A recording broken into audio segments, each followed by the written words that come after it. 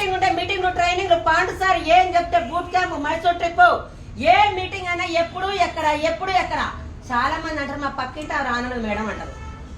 రేవంత్ రెడ్డి రేపు అయితే వచ్చి 5,000 పట్టుకు ఆధార్ కార్డు వేస్తే 5,000 ఇస్తా అంటుంది. పక్కింటి ఆమె పిలుస్తారా మీరు? ఈమెనే తెల్లారిపోయి లైన్ కడతారు. మీటింగ్ రమ్మంటే పక్కింటి రాట్లాడతారు.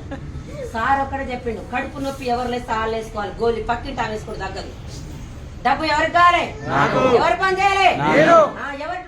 ఎవరు ఆరోగ్యం వస్తుంది?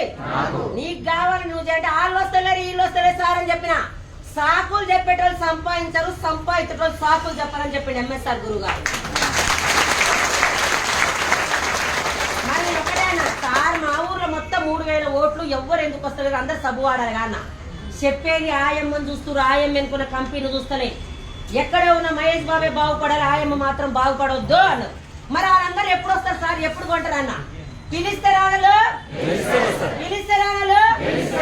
సంవత్సరం నిలబడి నీ పోరాటం నువ్వు చేయి పిలిస్తే రాను గెలిస్తే వస్తారని చెప్తే అన్ని పక్కన పెట్టి మెల్లమెల్ల టీం తయారు చేసి గల్లీలో ఉండే ఆయమ్మ పోయిన సంవత్సరం మార్చి 8 ఢిల్లీ పిలిచి సెంటర్ గవర్నమెంట్ అవార్డు ఇవ్వడం జరిగింది కంపెనీ ద్వారా.